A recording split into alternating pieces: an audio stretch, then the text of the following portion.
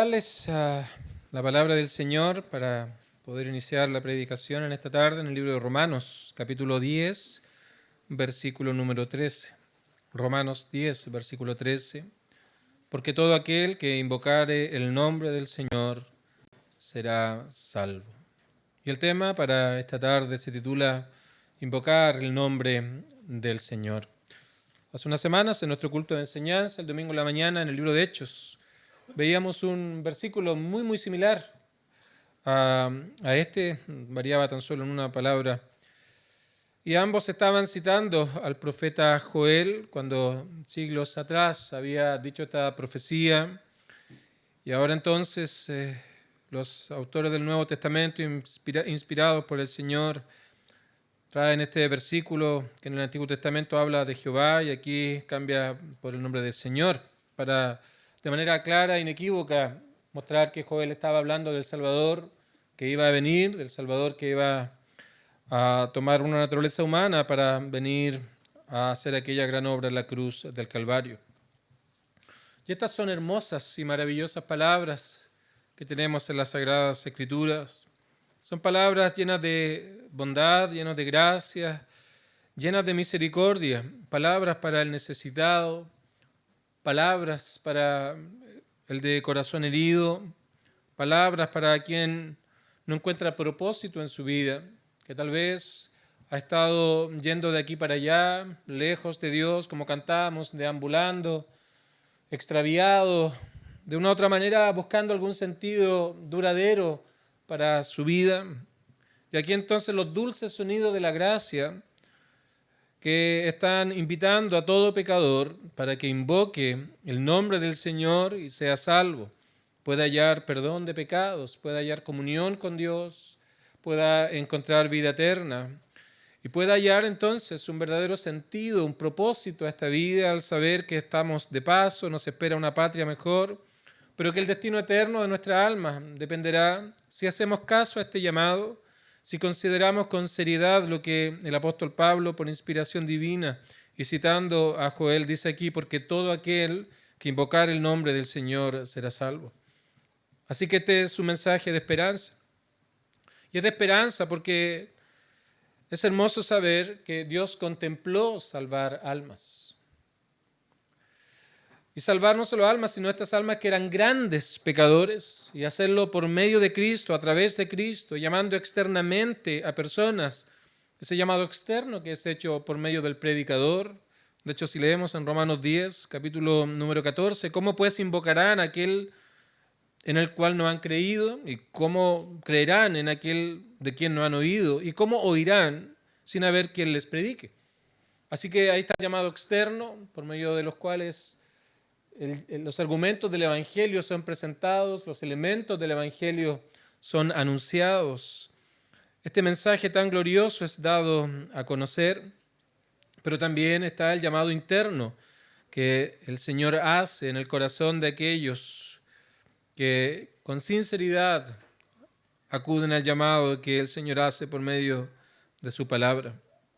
Y todo esto fue anunciado en el Antiguo Testamento y como ya mencioné, lo que está haciendo Pablo aquí es citar a este hombre y a este profeta llamado Joel para señalar a Cristo y también no solamente aquello, sino para señalar lo que hallamos y encontramos en él. Y todo esto no es más sino un acto de gracia de nuestro Dios. Cuando hablamos de gracia, cuando hablamos del Evangelio de la gracia de Dios, cuando usamos esta palabra, estamos señalando que esto es un favor inmerecido.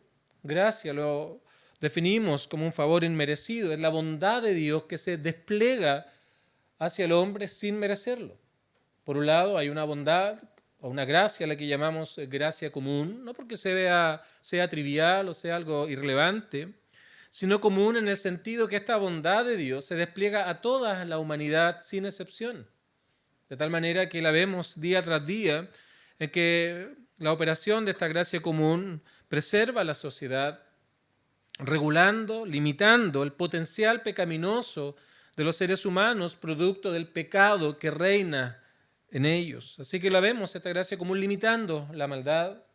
Por otro lado, también la vemos en que dota a los hombres, por ejemplo, de sabiduría, dota a los hombres de capacidades y talentos, y vemos inventos, avances, tecnología que facilitan nuestra vida, nuestro pasar, nuestra existencia, ya sea en el hogar o como también en grandes instituciones que allí se producen tremendos avances para la salud, para ese tipo de cosas. Entonces todo esto está en la gracia común, es el favor inmerecido, la bondad de Dios que se despliega a toda la humanidad sin excepción. Pero hay otra gracia a la que conocemos como gracia salvadora, que es la bondad de Dios, el favor inmerecido que Dios despliega para atraer a hombres a salvación.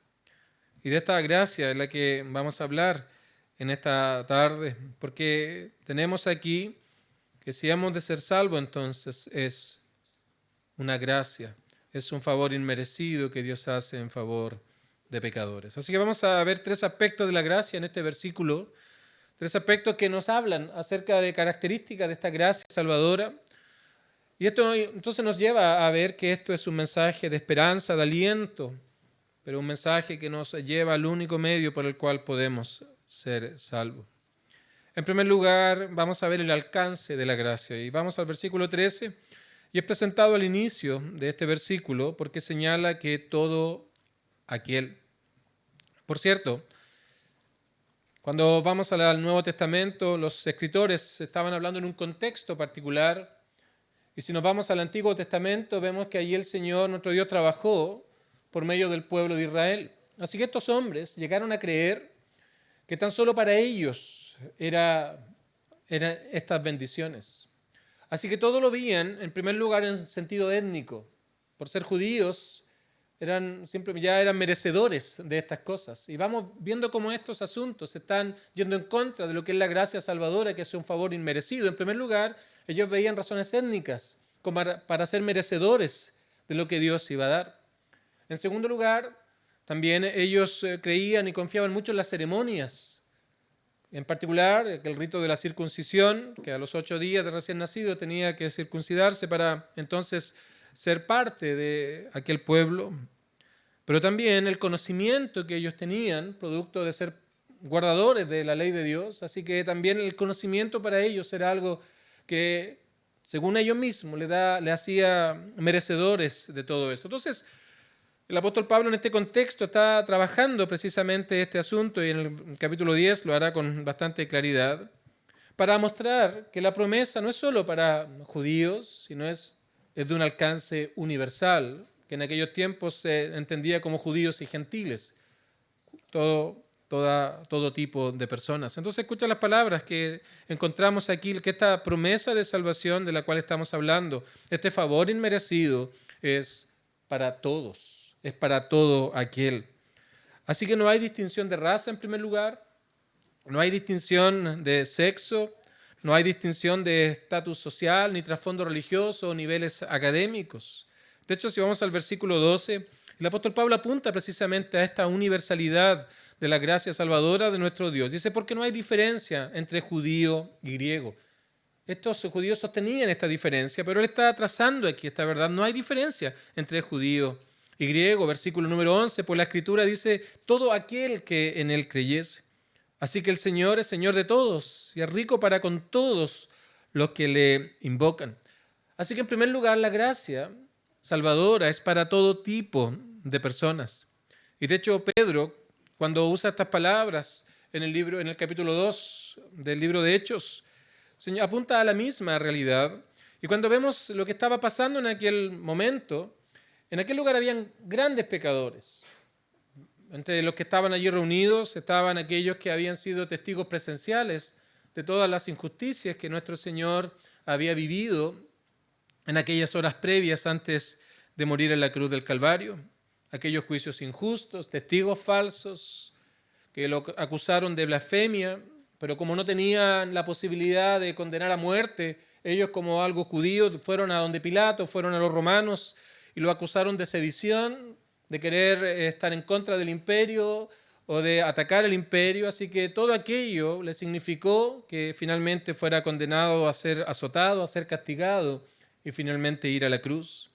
Así que ese tipo de personas eran quienes estaban en la audiencia del apóstol Pedro en el capítulo número 2, aquellos que instigaron a que Cristo muriera en la cruz del Calvario, aquellos que le decían crucifícale a Pilato, aquellos que deseaban que él muriera con dolor, con aflicción, hacían escarnio, burla de él. Pero también el apóstol Pedro, en esa audiencia que él tenía, él también cita a Joel para mostrar que para aún estos hombres, estas mujeres que habían crucificado a Cristo, que habían sido los instigadores de aquel terrible evento, ahora para ellos también había misericordia. Así que podemos ver estos lejanos para nosotros, diciendo, bueno, aquello ocurrió hace 2000 años atrás, ¿qué tiene que ver esto con nosotros? Pero cuando vamos a la palabra del Señor, vemos que la actitud que ellos tomaron simplemente era por una realidad pecaminosa de su corazón. Y esa misma naturaleza pecaminosa es la que domina al ser humano en estos tiempos. Tal vez tú no has estado tirándole piedras a las iglesias o a los cristianos. Tal vez no has estado incendiando templos, tal vez no has estado maltratando a aquellos que profesan la fe cristiana. Pero en tu corazón hay rebeldía para con Dios. Día tras día eres indiferente a Él. Tal vez has escuchado el Evangelio en el pasado. Tal vez algún amigo, algún cercano, algún hombre preocupado sabiendo que no van a creer si no hay quien les predique, te ha llevado el Evangelio, te ha anunciado el mensaje de salvación. Pero para ti esto no tiene relevancia, no tiene importancia, no tiene razón de ser. Es algo que es indiferente a ti. Y aquello no es más que la demostración de este corazón, de esta naturaleza pecaminosa que hay en ti, que también estaba en aquel tiempo cuando Pedro y cuando Pablo estaban hablando. Así que no debemos mirar esto como algo de otras personas, sino también esto mirar como una realidad del corazón propio de cada uno de quienes están aquí. Así que por eso entonces, en virtud de esta realidad universal, es que la gracia salvadora también tiene un alcance universal. Nadie puede decir que está suficientemente lejos al punto que la gracia salvadora del Señor no sea para él o no sea para ella.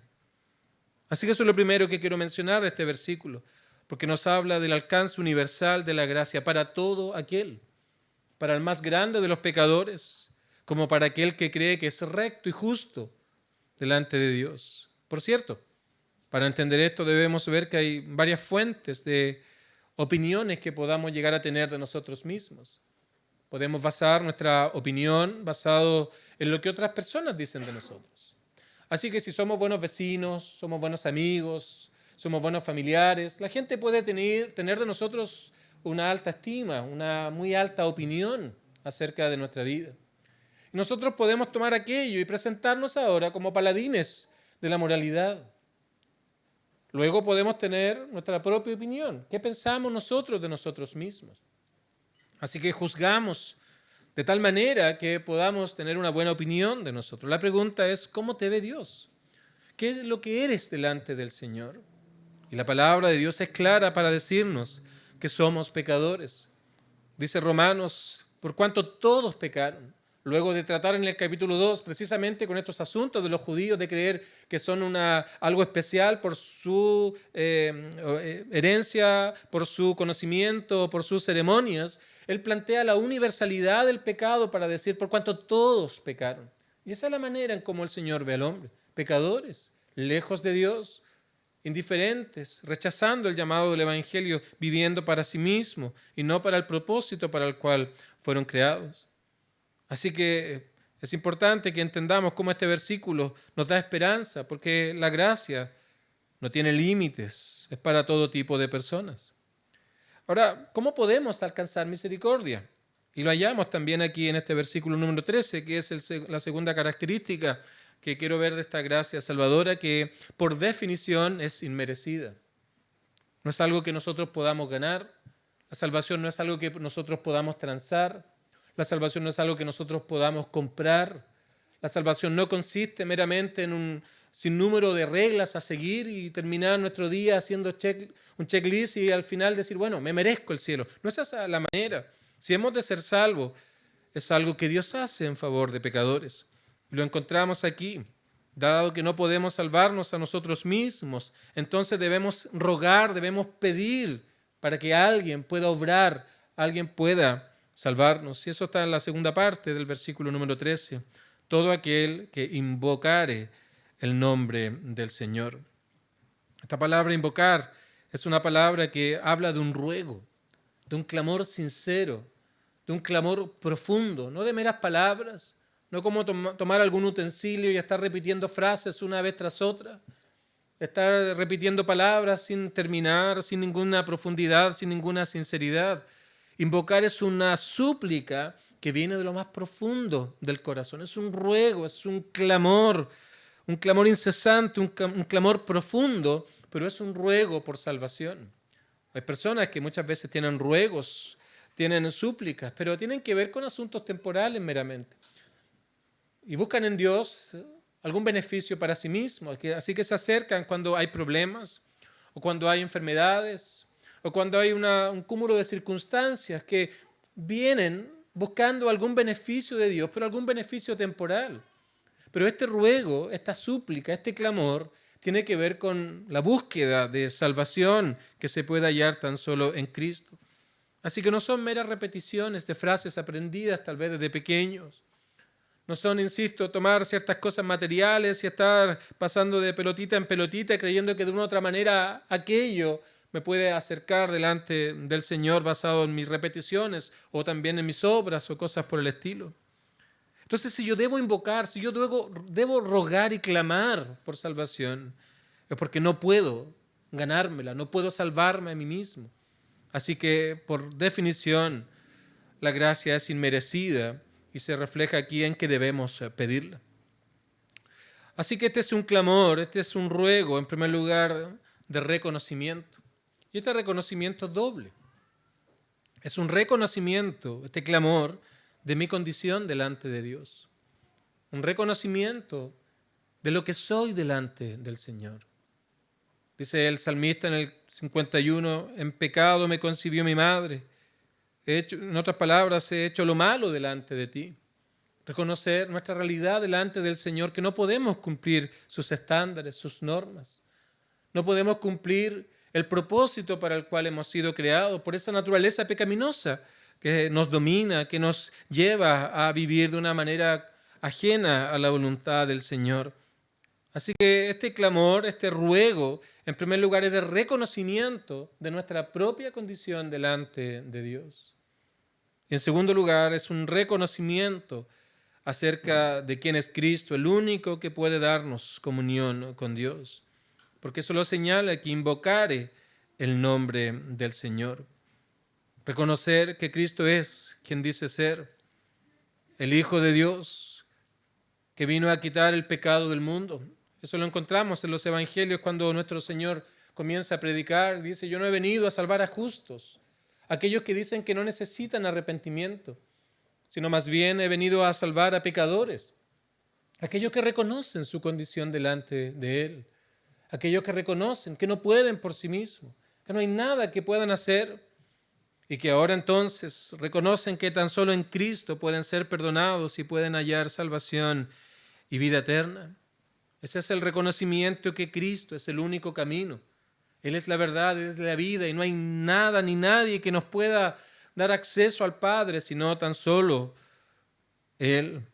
Reconocer todo lo que hizo en la cruz del Calvario, lo hizo por pecadores, para que puedan ser reconciliados con Dios y alcanzar tremendas y maravillosas bendiciones, promesas de vida eterna.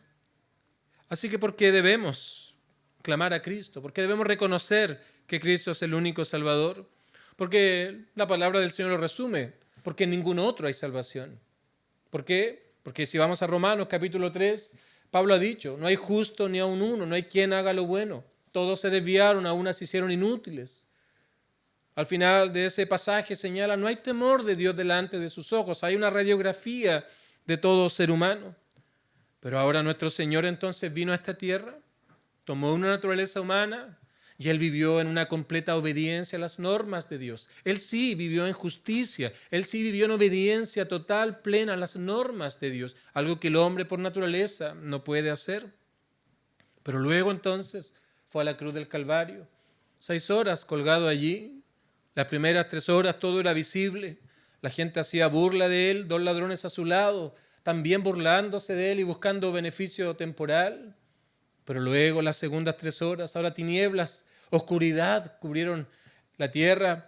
Entonces ahora ya nadie podía ver lo que allí estaba pasando, porque en ese momento entonces la ira de Dios por el pecado, la justicia de Dios derramada allí sobre Cristo, llevando las consecuencias del pecado, de tal manera que el hombre ahora pudiera hallar el único camino para estar a cuentas con Dios.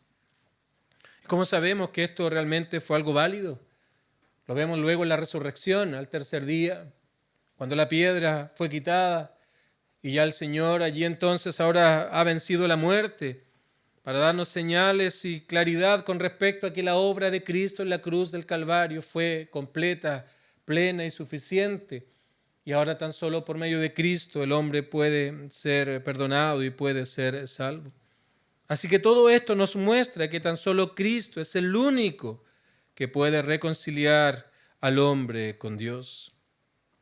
Pero no tan solo debemos invocar reconociendo nuestro pecado y quién es Cristo, sino también invocar significa una dependencia en Cristo. No basta con conocer todo lo que el Señor ha hecho.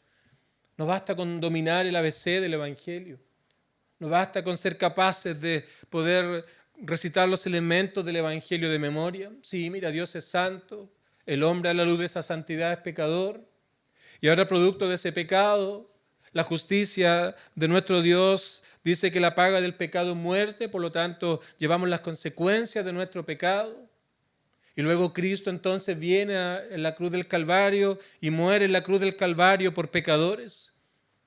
Sino más bien esta dependencia tiene que ver con comprender que yo soy pecador, que yo he rechazado a Cristo, que esta es una realidad de mi propio corazón y ahora confío, dependo plenamente de lo que Cristo hizo en la cruz del Calvario. Ya no es un problema del otro, ya no es un problema de tal o cual persona, ya no es un asunto de aquellos que aparecen en las noticias, asesinos de muchas personas, de violentos, etc. Esto es un problema aún del mejor vecino que podamos conocer que no se ha arrepentido, porque es un problema del corazón. Es un problema que está dentro del hombre. Es un problema que ha contaminado todo su ser, su mente, sus pensamientos, sus emociones, su voluntad. De tal manera que ahora que reconocemos que ese es mi problema. Tal vez no has asesinado a nadie y me alegro que así sea. O tal vez no has violentado a ninguna persona y me alegro que así sea. Pero debes reconocer que hay pecado en ti, hay mentira. Tal vez hay orgullo en tu corazón, hay vanidad. O tal vez miras a las personas de una manera completamente errónea, haciendo juicios sobre ellos. Y todo eso la Biblia dice que te hace culpable de aquellos grandes pecados que tal vez tú juzgas en otras personas. Entonces, invocar es una dependencia total, plena, completa en Cristo como el único y personal Salvador. Invocar el nombre del Señor no es un acto de un mérito humano, sino una confesión de total dependencia en Cristo, una confesión de total dependencia en nuestro Salvador y Señor Jesucristo. Nada que podamos ganar por obras, nada que podamos merecer delante del Señor. Y esa es la manera como debemos venir delante de Dios, rogando delante del Señor por salvación, reconociendo que no hay nada que puedas hacer, ese pecado te domina, reina en ti, pero confiando que Cristo te puede libertar, te puede redimir, te puede perdonar y dar comunión con Dios. Y ahora dependes tan solo en Cristo, Él es suficiente, no hay nada que tú puedas hacer. Tal como un mendigo, Él extiende su mano no porque merece lo que le puedan dar, sino porque no hay nada más que pueda hacer. De esa manera debemos venir al Señor.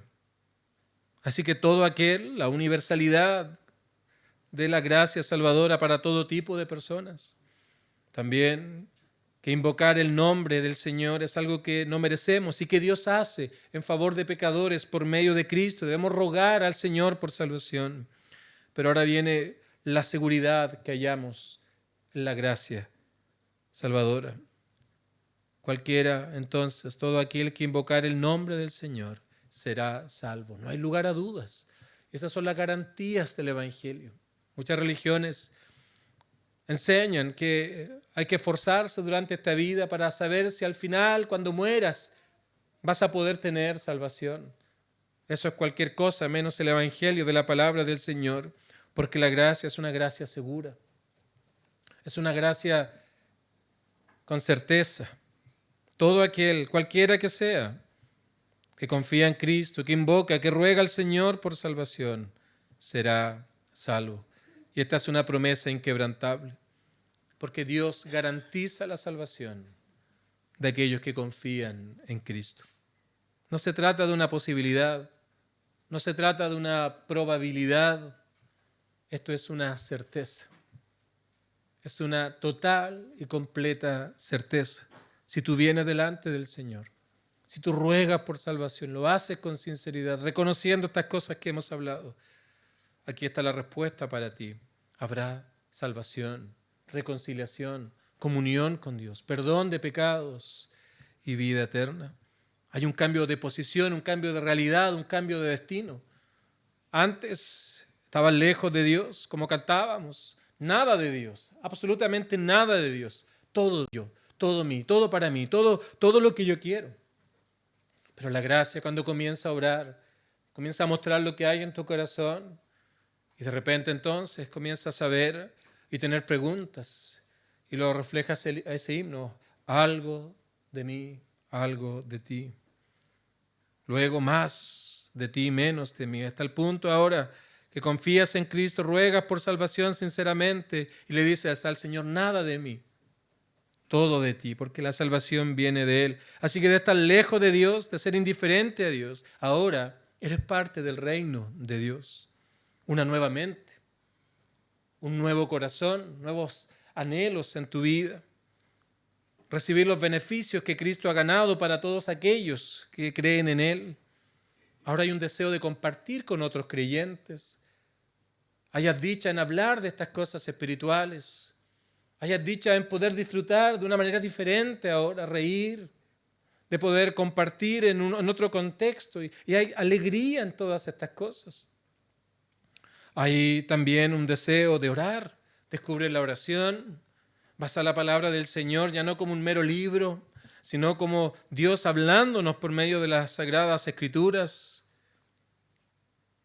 Y ahora también un deseo de pertenecer a una iglesia para crecer en la fe, para ser enseñado de todo el consejo de nuestro Señor.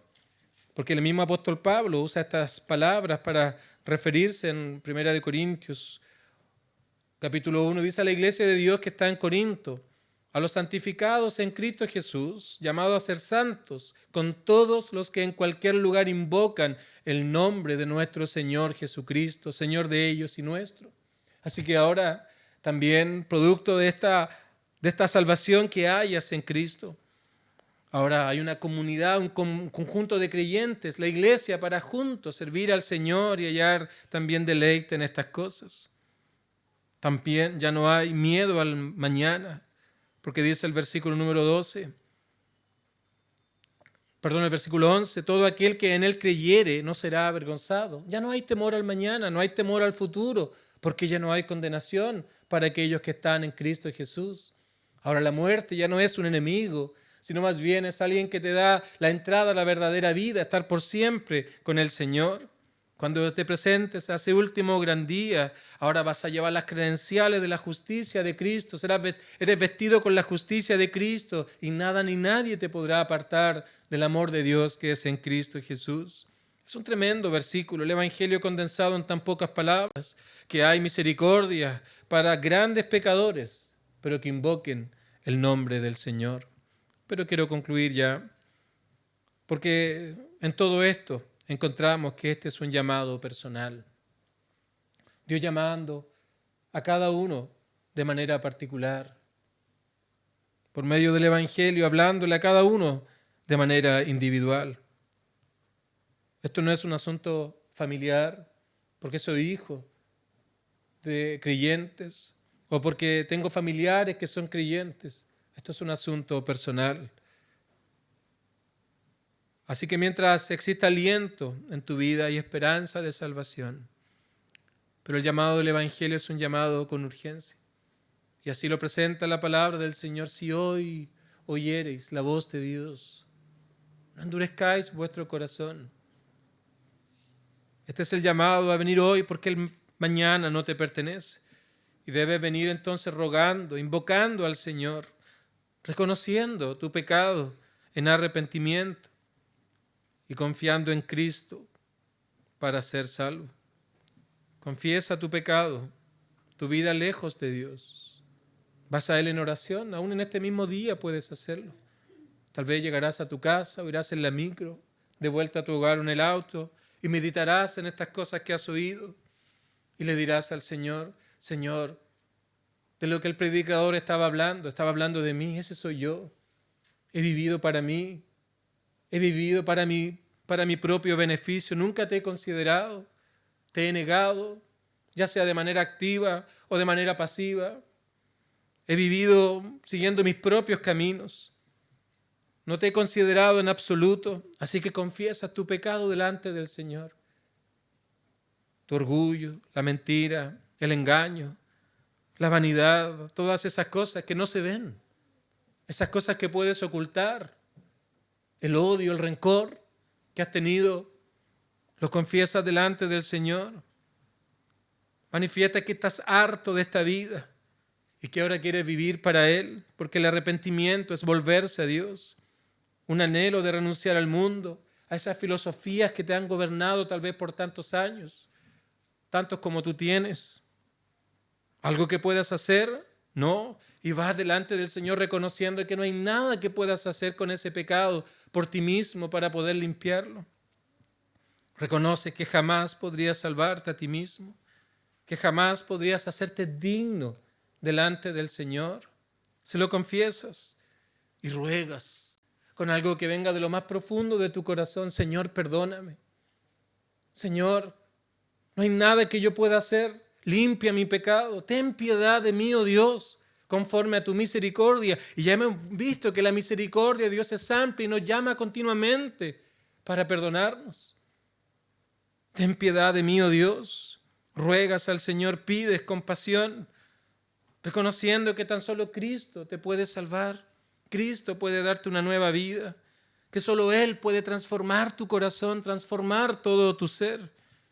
Y con palabras sinceras le expresas: Señor, soy pecador, pero he entendido que tú eres un Dios lleno de amor. Señor, estoy perdido sin esperanza, pero sé que tan solo en ti hay salvación y vida eterna. Queridos amigos, esos son los dulces sonidos del Evangelio. Ese es el llamado del Señor por medio de este hermoso y maravilloso versículo, que hay salvación para todo aquel que cree en Cristo como el único y personal Salvador. Termino leyendo estas hermosas palabras: porque todo aquel que invocar el nombre del Señor será salvo. Que nuestro Dios nos ayude a todos.